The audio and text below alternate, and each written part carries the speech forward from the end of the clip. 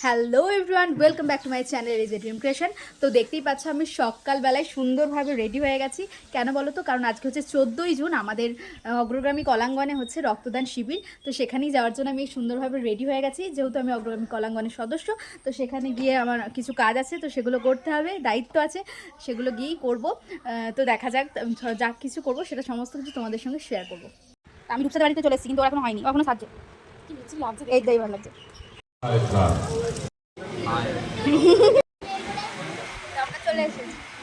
আমরা সেখানে গিয়েই সর্বপ্রথম আমরা স্বামীজিকে সুন্দরভাবে সাজিয়ে নিয়েছিলাম, খুবই সুন্দর লাগছিল।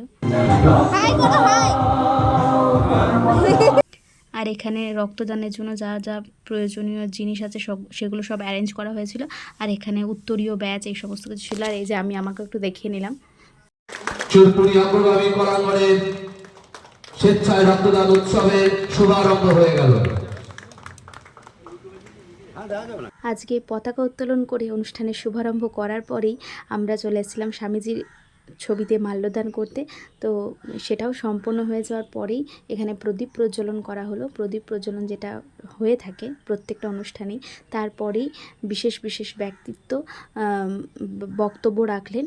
তারপরে আমাদের যা কাজ ছিল সমস্ত কিছু দেখাশোনা করা, সেগুলি আমরা করছি।